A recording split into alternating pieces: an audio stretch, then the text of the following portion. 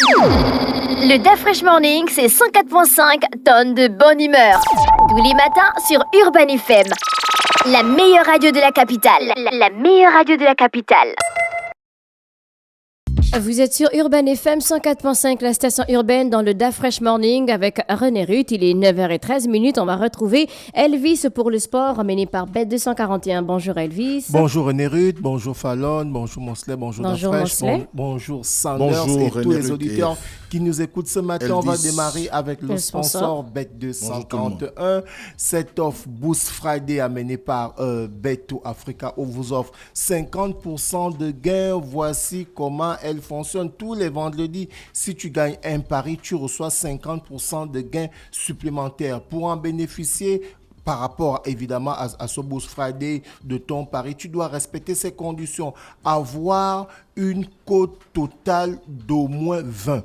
C'est-à-dire lorsque tu vas faire ton pari sur ton ticket, tu dois avoir une cote totale d'au moins de 20. Ensuite, maintenant, tu vas miser une somme maximale de 20 000 francs CFA. Donc, lorsque tu as rempli ces conditions importantes, seuls les joueurs qui ont perdu moins de 20 000 francs CFA en paris sportif entre le lundi et le jeudi peuvent profiter de cette offre, chers auditeurs. Donc, vous comprenez que du lundi au jeudi, vous avez la possibilité de faire les tickets avec une cote de 20 et de miser au maximum 20 000. Et le vendredi, vous avez cette offre Boost Friday amenée sur Bet2Africa où vous avez une offre de 50% de gain. Donc voilà un peu, chers auditeurs.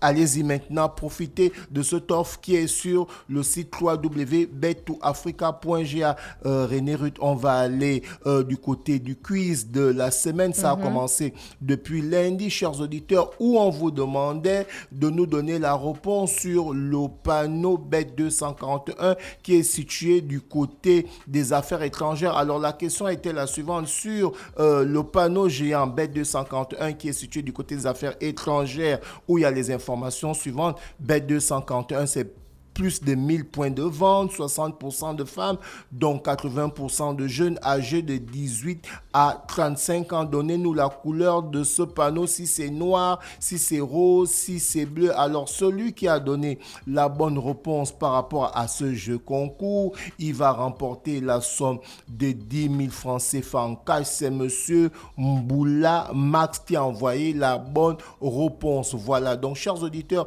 tous les lundis, soyez connectés sur les 104.5 pour participer à ce quiz amené par Bet241 parce que tous les vendredis, vous avez une somme de 10 000 francs CFA en cash qui est remis par Bet241. On va aller du côté de sport, on va parler de cette confrontation qui doit se passer aujourd'hui entre le Gabon et la Gambie pour le match aller des éliminatoires du CHAN. Comme René Ruth l'a annoncé le matin, les Panthères du Gabon qui étaient du côté du centre technique de Bikele devaient voyager normalement depuis 2 jours pour aller affronter cette équipe gambienne où le match va se passer du côté du Sénégal. Mais les autorités, le président de la Fédération gabonaise de football est à aller rencontrer le ministre. Et ce n'est que c'est ce matin que cette équipe est en train de voyager. On se dit pourquoi évidemment les autorités ont pu prendre ce retard, sachant que le calendrier depuis pratiquement 3 semaines, les dates avaient déjà été sorties. Donc, lorsque une date pour ce genre de rencontre internationale c'est divulgué, à partir de là, vous devez prendre vos responsabilités. C'est vrai que derrière, on a eu plusieurs sorties. On a eu, par exemple, la sortie des seniors dames. On parle du football qui ont perdu face au Mali, subi à 0 ici à Franceville et qui sont allés perdre du côté de Bamako au Mali 4 buts à 1. Derrière, on a eu évidemment la sortie des U17 chez les garçons qui étaient du côté du Cameroun, qui ont perdu 3 buts à 1 face à la RDC, qui ont perdu 7 buts à 1 face au Cameroun, qui ont perdu 1 but à 0 face à la RCA. Donc, à part l'équipe nationale senior A amenée par les capitaines Pierre-Emerick Aubameyang, Ekole Manga, Mario Lemina, Kanga Gaylor, qui sont qualifiés pour la Coupe d'Afrique senior A qui va se jouer du côté du Maroc. Les autres catégories au football, c'est carrément un chaos, c'est carrément Donc, un pour fiasco. les dames, le match était reprogrammé. Non, pour les dames, les 2 matchs se sont joués. Maintenant, pour les A', c'est-à-dire les joueurs qui évoluent dans le championnat national, qui doivent aller jouer les éliminatoires du championnat africain de football, qui concerne que les joueurs qui jouent dans leur pays, tu comprends un peu.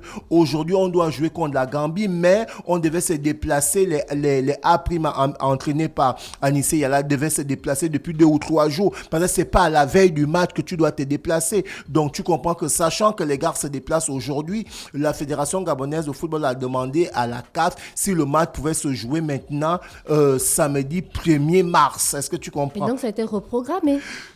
Selon mes sources, ça n'a pas encore été confirmé. Donc, il peut arriver qu'on se retrouve à Dakar, on arrive par exemple à midi et on joue à 16h. Est-ce que tu comprends? Parce que derrière... Ils ont dit qu'ils démarrent ce matin. Oui, ils ont démarré ce matin. Ils prenaient le vol ce matin. Donc, si actuellement il est 9h20, ils n'ont pas encore pris le vol, on ne sait pas quel vol. Est-ce que ce vol, ce sera un vol direct? Est-ce que ce sera un vol avec escale Mosley? Tu connais René Ruth. Vous comprenez qu'il joue quand même à Thiès au Sénégal. Vous comprenez que si c'est un vol avec escale ailleurs, les joueurs vont arriver pratiquement fatigués. Et s'il faut jouer à 16h, comment ils vont ramener la médaille? Même si plutôt la victoire, même si le match Mosley est reporté pour demain, mais tu comprends que c'est trop juste quand même. Vous voyagez à la veille pour jouer le lendemain. Ensuite, il faut demander les résultats. Vous comprenez que... Donc, il n'y aura pas de temps de repos. Il n'y aura vraiment pas de temps de repos. Qu'est-ce qui s'est passé? Oui. Est-ce qu'il y a un problème de finance? C'est comment?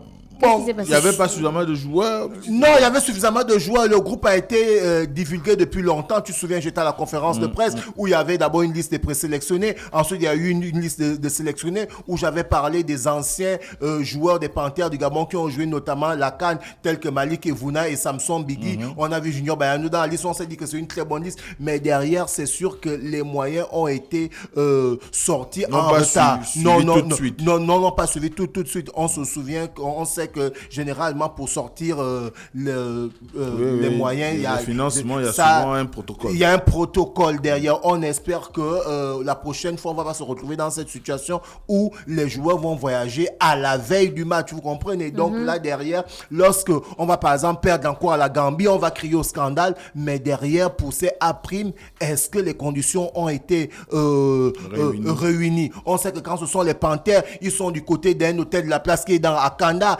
avec tout le cosmétique qu'il faut. Mais pourquoi pour les A', on n'a pas déployé ces moyens? La question reste posée. Mais là, on a le programme. Dans ce programme, les Panthères du Gabon A' sont censés jouer contre la Gambie aujourd'hui, le 28 février. Si le match est reporté, ils vont jouer demain, le 1er mars. Sachant que René Ruth, le match retour est programmé pour le 2 mars. Vous voyez que là encore, on est encore juste. Est-ce que tu vois? Attends, le match retour doit se jouer où? Ici à Libreville, à Franceville. Donc ils font le 1er mars, ils jouent dans un autre pays? Non, logiquement, le 28, aujourd'hui, ils doivent jouer du côté du Sénégal et le match retour doit venir jouer à Libreville. Maintenant, si le match est reporté pour demain, le 1er, vous comprenez que le 2 mars, l'équipe gambienne ne pourra pas se déplacer après le match, prendre l'avion la nuit et venir rejouer le lendemain à Libreville. Donc, on espère que, sûrement, il y aura une communication par rapport aux nouvelles dates. Si le match est reporté pour le 1er mars, ça veut dire que le match du 2 mars, le match retour sera aussi reporté. Parce que là, on est dans le timing, là, c'est vraiment, vraiment trop juste. On va continuer toujours dans le football cette fois-ci pour parler du championnat national qui a été reporté, la 14e journée qui devait se jouer ce week-end où on devait avoir les matchs suivants. L'Union sportive d'Oyem devait croiser le fer face à l'Union sportive de Bitam du côté d'Aquacam. Le dimanche, le Zosport devait recevoir le football canon 105, Voto Club, le CSB, l'Ambaréné Athletic Club face à Bouengini, le CF Mounana face à Dikaki. Et bien, ces matchs pour ce week-end ont été reportés pour le samedi 8 mars et le dimanche 9 mars. On espère que après ce report, il n'y aura plus un autre report parce qu'on connaît déjà ce genre de situation. On a vécu cette situation-là il y a 2 ans. Donc, il n'est pas question que le championnat puisse être interrompu parce que là, cette fois-ci, les moyens ont été donnés par le président de la République et chaque club qui est structuré devrait d'abord avoir son propre capital. Et lorsque la subvention arrive, ça ne peut que faire que agréger agrémenter le tout. Parce que si tu n'as pas déjà ton propre capital, lorsque la subvention de l'État arrive, tu vas trouver que c'est petit, Mosley. Ouais. Maintenant, quand tu es déjà structuré et que tu as déjà ton propre capital à toi du fonctionnement, la subvention n'est qu'un apport. La subvention n'est qu'un apport. Et nous sommes déçus un peu de voir un peu la situation qu'il y a du côté de l'Union sportive de Bitam, où les joueurs sont allés rendre les maillots parce que ça faisait 3 mois qu'ils n'avaient pas reçu de salaire. Vous comprenez mais j'ai même vu pendant le dernier match, quelqu'un allait garer son pick-up en plein stade. Et le match se jouait. J'ai vu la vidéo sur TikTok. Elle fait le buzz sur la toile, c'est-à-dire en plein match à Gaston Péry. Il n'y avait pas la sécurité pour le chasser du stade. Mon frère, là-bas c'est le stade. Pourquoi ils ont commencé un match avec un véhicule là-bas, sur le terrain? Regarde, là-bas c'est le stade. Ça peut finir en fusillade. C'est le stade de René Ruth. Quand tu entends que Bitama a un stade, c'est la vérité. Comme tu as pu le voir, est-ce que tu as déjà vu un match de première division, un match qui se joue et il y a une voiture au stade? Ça veut juste dire qu'il y a quelqu'un qui ne fait pas son travail, il y a quand même la discipline mais sur le terrain. Bien sûr. On ne veut pas commencer un match et puis il y a un véhicule sur le terrain. Ça ne garantit même pas la sécurité des joueurs. Est-ce que tu comprends un peu? En fait, la tutelle doit même doit sévir par rapport à ce problème-là. Mais Mbika dit quoi? Mbika ne fait pas de déclaration. Le président de la Ligue. Mais Mbika organise le championnat national de première division et de deuxième division. Mais chaque club, dans ses installations, a toute sa logistique. Mais ils doivent condamner l'acte qui a été posé. Un véhicule en plein stade, au milieu du stade. Voilà. Et les instances de direction du football gabonais ne disent rien. Le ministère ne communique même pas. Depuis là, il n'y a aucune communication. Ça ne peut pas être normal. Vraiment aucune communication. Et Mosley, toujours ce qui se passe du côté de l'Union sportive de Bitam. Là, on a eu la démission de son président, Obian Essono, qui a décidé, le président actif, qui a jeté l'éponge. Parce que ça en est trop, tu comprends un peu. C'est de scandale en scandale. Non, moi je pense qu'il a eu raison. On ne peut pas continuer à avoir un ensemble d'éléments où on constate que finalement, il n'y a personne qui gère cette histoire-là. Ouais, je vais vu une réponse, par exemple, d'un journaliste qui a répondu à un autre média qui a publié la communication sur, effectivement, le retournement des maillots pour manifester leur indignation. Mais il y a qu'aujourd'hui, quand vous êtes un club de football ou bien une équipe sportive, c'est d'abord un projet comme une entreprise. Tout à fait. Donc vous avez tout comment on dit ça, le business plan qui est là, et ce business plan doit pouvoir vous permettre de mettre autour l'ensemble des, comme tu dis souvent, l'ensemble du cosmétique qui permet c'est la vérité, de pouvoir assumer vos joueurs durant toute l'année, au cas où l'État ne financerait pas une partie ou l'entièreté de sa subvention. Ensuite, il faut pouvoir être capable d'avoir des gens de poigne ou des gens qui sont de fin diplomates qui arrivent à convaincre les joueurs de ce qu'on peut être en situation de tempête aujourd'hui. Demain, les choses peuvent aller au mieux. Mais qui est censé vérifier les finances d'un club? Et comment est-ce que ça se passe? Est-ce que c'est par trimestre? Est-ce que c'est par an?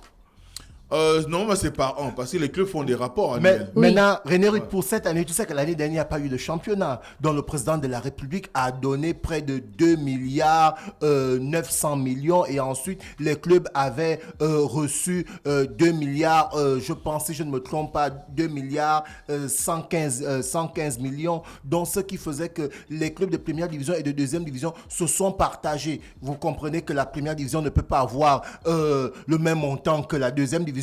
Après, derrière, il faut encore avoir une étude par rapport à, on va dire quoi, ce partage. Je prends par exemple l'exemple du côté du Cameroun. Samuel Eto'o, président de la Fédération camerounaise de football, lui, il a dit ceci: pour miser sur la formation Mosley, les clubs qui ont les petites catégories et qui font la formation ont plus que les clubs qui n'ont que la première et la deuxième division. Et normal. Ça va de soi parce que derrière, vous formez. Mais au Gabon, ça n'a pas été le cas. L'argent a été partagé en fonction des clubs de première division et de seconde division. Et je pense que tous les clubs sont rentrés dans l'entièreté des sommes qui ont été données. Donc à partir de là, comme on disait tantôt, le club qui est déjà structuré, qui a déjà son propre capital, lorsque l'argent, la subvention de l'État arrive, ça ne peut qu'agrémenter le tout. Et là, ça nous pose le problème de la compétence des managers de ces équipes-là. Parce que il est bien beau de démissionner. C'est bien, j'ai démissionné parce que je n'en pouvais plus ou Y. Mais au moment où vous preniez le flambeau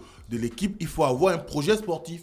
Et le projet sportif, c'est pas l'entraîneur qui l'amène, c'est d'abord l'équipe dirigeante. C'est vous qui avez une vision. Vous dites, d'ici 2-3 ans, nous devons atteindre tel ou tel objectif. Ouais. Nous devons jouer, par exemple, la Coupe d'Afrique des clubs. Nous devons jouer la Champions League africaine. Nous devons remporter le championnat, ainsi de suite. Les gains qu'il y a dans toutes ces compétitions, voilà ce que ça représente. Voilà les gains de départ que nous avons. Voilà comment on va jouer. Voilà les joueurs que nous allons prendre. Et autant de situations qui font qu'à un moment donné, vous pouvez avoir un regard, on va dire 360 sur l'entièreté de vos dépenses à l'année.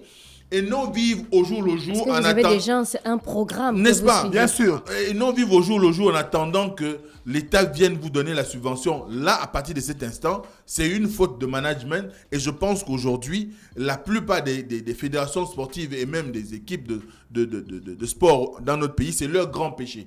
Vous ne pouvez pas être une équipe aujourd'hui et ne pas avoir tous les ressorts nécessaires qui vous permettent d'aller à la chasse des sponsors. Surtout quand vous êtes un club comme l'Union sportive de Bitam, qui a son propre stade. En principe, par rapport aux entrées du stade, l'association des supporters, voilà. il devrait avoir une organisation bien repartie. Quand on va regarder les matchs, l'entrée, c'est gratuit, mais c'est payant. C'est payant. L'entrée est payante, mais je crois que ça tourne autour de 500 000 francs. Ça tourne 500 000 francs. Imagine-toi que tu as un stade, par exemple, de 5 000 places. Je pense qu'à Gaston Péril, ça doit être entre 2 500 et 5 000 places. Et derrière, vous faites, par exemple, des tickets à 500. Et tu comprends que sur la saison, si tu as 28 matchs, tu as quand même 14 que tu vas recevoir chez toi. Ouais. Est-ce que tu comprends? Donc, à partir de là, quand tu prends les 14 matchs, là, sachant que derrière, tu as les entrées de stade, même avec ces entrées de stade-là, tu peux préparer les primes même pour les joueurs. Oui, est-ce que tu comprends un peu? Même avec ces entrées de stade-là, bon, peut-être la mairie derrière finance, je ne sais pas comment est l'organisation-là, mais à travers ces entrées de stade-là, est-ce que tu comprends un peu? Je prends par exemple... Il y a des entreprises qui sont établies à Bitam, il faut pouvoir les amener à contribuer. Je prends par exemple l'exemple du stade brestois qui a son budget est de 48 millions d'euros. Et par rapport à leur campagne en Ligue des Champions, mais le Stade brestois a eu 50 millions d'euros. Tu vois un peu par rapport à leur performance. C'est aussi des sponsors qui viennent se greffer. Est-ce que tu comprends un peu? Jouer la Champions League, donc on va floquer les logos des entreprises sur vos maillots. C'est de la publicité pour tu comprends, par exemple, toi, par exemple, tu es de Montagne-Sainte. Vous avez le Sandberry Sportif. Imagine-toi quand le Sandberry Sportif est champion du Gabon. Ils vont jouer la Ligue des champions africaine. Ils peuvent attirer des sponsors à gauche et à droite. Donc, c'est tout ça là qui... Après, est-ce que ça ne se passe pas ailleurs, comme on va, par exemple, dans d'autres pays où on a les maillots de Messi, le maillot de Cristiano, et puis on s'assure que c'est un maillot original. C'est tout ça qui pose problème aujourd'hui. C'est-à-dire que vous avez des équipes qui ont une base de supporters, mais peut-être qu'ils diront que les supporters n'achètent pas, mais ils n'ont même pas d'abord de boutique. Vous voyez, par exemple, l'équipe nationale des Panthères n'a même pas de boutique. Le président avait annoncé la boutique. Si tu veux acheter un maillot des Panthères, c'est 1 euro. Si je veux acheter un maillot, par exemple, du Junior Romaille du Sandberry Sportif, je vais où? Il n'y a pas de boutique. D'accord. Tu commandes au stade Sandberry Sportif. Tu comprends un peu. Même les maillots des Panthères, à un moment, c'était structuré durant la CAN 2012 et autres. Tout ça, il y avait une boutique du côté de l'entrée de lui, là, quelque part là. Mais après. C'était Diego Ndoumou qui avait créé cette particularité-là à l'époque. Mais après, là, on se souvient qu'il était président de normalisation de la Fédération gabonaise de football. Mais après, là, il n'y a plus. Donc, du coup, la plupart des maillots des Panthères que nous portons généralement, si c'est pas le joueur lui-même qui te l'a donné, c'est le poulet comme on dit au quartier. Ça, c'est un manque à gagner. C'est vraiment un manque à gagner. C'est les matchs du week-end? Oui, il y a plusieurs matchs, évidemment, des championnats européens. Quels sont les principaux matchs les plus intéressants? Les matchs qu'on aura, par exemple, durant le week-end, chers auditeurs, vous aurez plusieurs matchs pour ceux qui sont intéressés pour regarder ces matchs-là. Par exemple, on a aujourd'hui, à partir de 20h45, Monaco qui va jouer face à Reims. On a au niveau de la Liga Valladolid qui sera opposé à Las Palmas. Du côté de la Série A, on a la Fiorentina qui sera opposée à Lecce. Du côté de l'Allemagne, on a Stuttgart qui va recevoir le Bayern de Munich à partir partir de 20h30. Donc, il y a plusieurs matchs aujourd'hui et vous avez aussi des matchs samedi. Donc, vous avez la possibilité d'aller faire vos différents paris sur les sites www.bet241.net ou les sites www.bet2africa.ga. On va revenir avec le sponsor. Chers auditeurs, je vous parlais de ce Tough Boost Friday sur Bet2Africa. Cette offre de 50% de gains, voici comment ça fonctionne. Tous les vendredis, si tu as parié, évidemment, tu reçois 50% de gains supplémentaires. Pour en bénéficier, en fait, il faut remplir certaines conditions. C'est-à-dire, du lundi au jeudi, tu as fait des tickets où il y avait des cotes de 20. Parce que tu peux faire un ticket où il y a une cote de 5, tu vois, Mosley, ou une cote de 6. Là, tu ne bénéficies pas. Donc, tu dois faire un ticket où il y a au minimum une cote de 20. Est-ce que tu vois? Ensuite, tu dois avoir parié 20 000 francs CFA. Est-ce que tu comprends? Donc, ce qui fait que du lundi au jeudi, lorsque tu as fait ces différents paris, évidemment, le vendredi, tu reçois 50% de gains supplémentaires et c'est amené par le site, je dis bien le site www.bet2africa.ga, ceux qui vont parier sur ce site. Et la question du quiz de la semaine, c'était quelle est la couleur du panneau Bet241 qui est situé du côté des affaires étrangères. Et le gagnant de la semaine, c'est Max Mboula. Chers auditeurs, restez connectés sur les 104.5. Moi, je vais revenir lundi avec le sport amené par Bet241. Merci Elvis, c'était le sport emmené par Bet241. Le DAF Fresh Morning, c'est 104.5 tonnes de bonne humeur. Tous les matins sur Urban FM. La meilleure radio de la capitale. La meilleure radio de la capitale.